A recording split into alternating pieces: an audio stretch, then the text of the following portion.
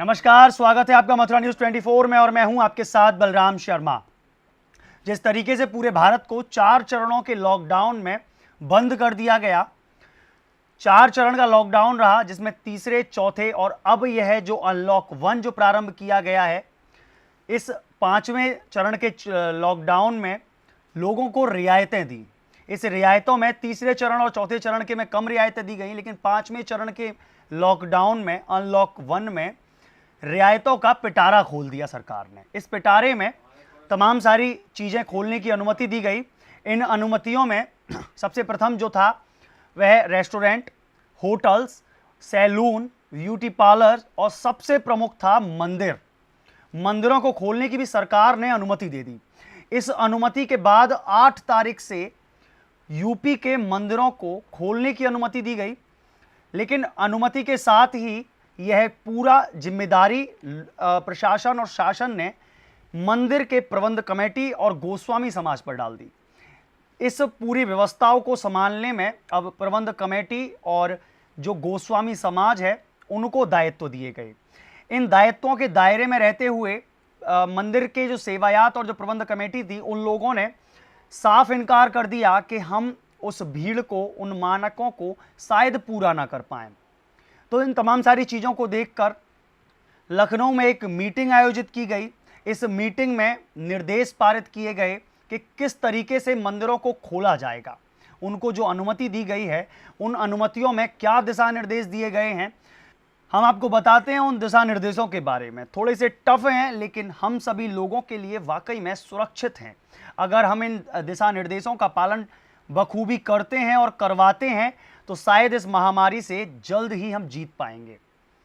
तो जो निर्देश इस समय जो प्रशासन द्वारा और सरकार द्वारा जो दिए गए हैं, उनमें सर्वप्रथम दिया गया है, धार्मिक स्थल स्थानीय प्रशासन से संपर्क कर सभी निर्देशों का पालन कराएगा। मतलब जो मंदिर के जो प्रबंध कमेटी है, जो मंदिर के सेवायात हैं, वह प्रशासन से सलाह मशवरा करते हुए धरातल पर उन सारे दिशा निर्देशों को लेकर आएगा।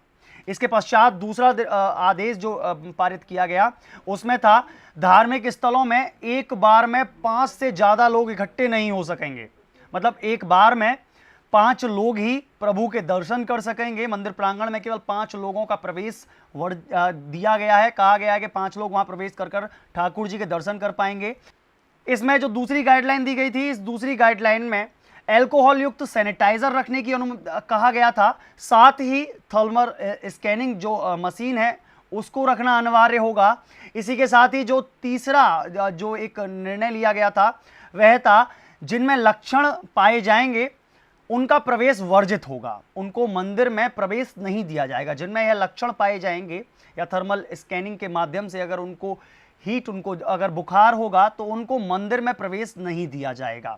साथ ही में मास्क लगाना अनिवार्य होगा मंदिर में, चाहे वह सेवायात हों, मंदिर के पुजारी हों, मंदिर के सिक्योरिटी गार्ड हों, या साफ सफाई करने वाले कर्मचारी हों, या मंदिर में दर्शन करने वाले परदेसी हों, यात्री हों या श्रद्धालु हों, उन सभी को मास्क लगाना अनिवार्य होगा। इसी के साथ में एक और चीज़ कही गई थी, जो जूते चप्पल अपनी गाड़ियों में छोड़कर आएंगे और अगर कोई गाड़ियों में छोड़कर नहीं आता है तो मंदिर में जूता घर बनवाना पड़ेगा और वहां पर ही जूते उतारे जाएंगे। यह एक जरूरी दिशा निर्देश दिए गए हैं। जिस तरीके से कहा जाता है कोरोना वायरस जूते और चप्पल के माध्यम से भी आ जाता है, उसको ध्यान में रखते हुए यह निर्देश पारित किया गया है।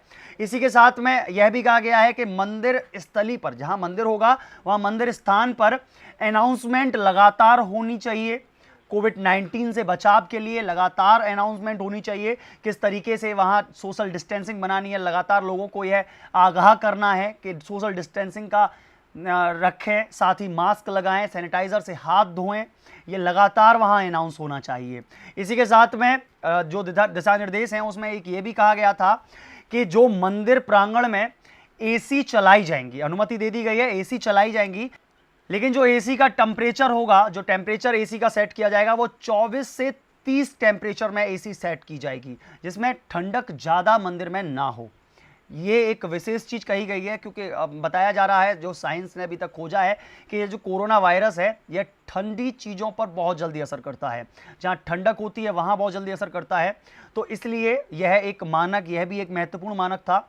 इसी के साथ में एक महत्वपूर्ण मानक और कहा गया है, मूर्ति छूने की अनुमति किसी को नहीं होगी। केवल सेवायात गोस्वामियों के अलावा किसी भी को भी मूर्ति को स्पर्श करने की अनुमति नहीं दी जा रही है।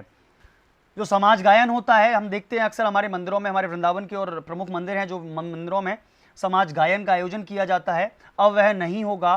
टेप रिकॉर्डर के माध्यम से समाज गायन कराया जाएगा। यह भी एक महत्वपूर्ण चीज़ दी गई है, क्योंकि सोशल डिस्टेंसिंग का दायरा रखना है, और जहां समाज गायन होगी वहां कम से कम 5 से 10 लोग तो इकट्ठे होंगे, लेकिन इतना नहीं करना है, क्योंकि पहले ही दिशा निर्देश जो दिए गए हैं कि एक बार में केवल 5 ही लोग मंदिर में प्रवेश कर सकेंगे। तो इसलिए टेप रिकॉर्डर के माध्यम से समाज गायन या गायन जो भी होता है, भजन गाते हैं या अन्य जो भी कार्यक्रम होते हैं, ठाकुर जी को रिझाने के लिए जो छंद गाए जाते हैं, उन सब को टेप रिकॉर्डर के माध्यम से ही चलाया जाएगा।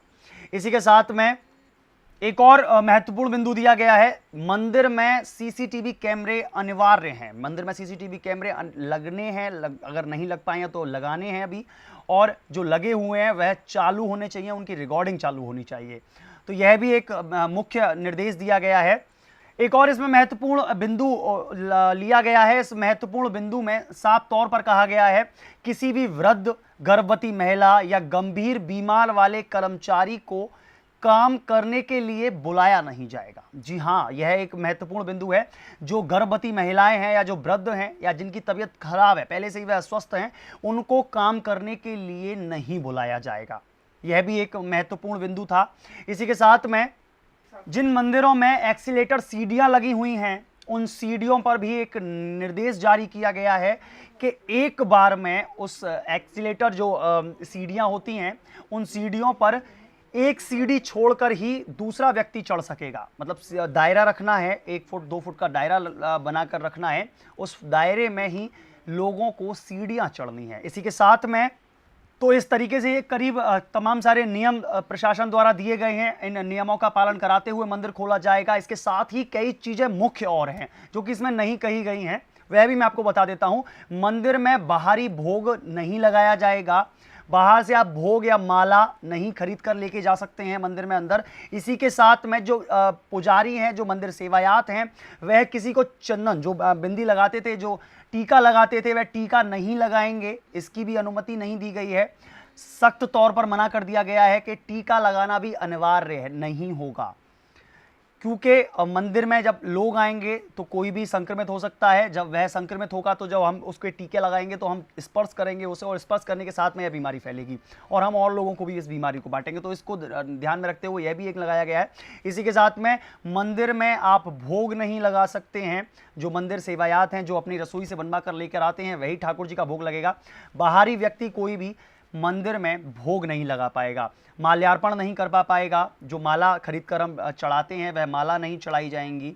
अब इन सारे नियमों को देखते हुए अब देखना यह होगा कि मंदिर किस तरीके से इन नियमों का पालन करते हैं, साथ ही कौन कौन से मंदिर इन नियमों पर खरे उतरते हैं और इस नियमों के दायरे में रहते हुए मंदिरों को खोलते हैं। क्योंकि अभी भी थोड़ा सा मतभेद चल रहा है। जिस तरीके से कहा जा रहा है कि मंदिर अभी हम नहीं खोलेंगे, क्योंकि ये जो निर्देश हैं, यह निर्देश थोड़े से टफ हैं, इन निर्देशों का पालन कराना बड़ा मुश्किल हो जाएगा। तो इसको देखते हुए यह एक निर्णय लिया गया है कि अभी हम मंदिर नहीं खोलेंगे। तो देखते हैं 8 तारीख को कौन कौन से मंदिर वृंदावन, मथुरा और आसपास के जगहों पर खुलते हैं।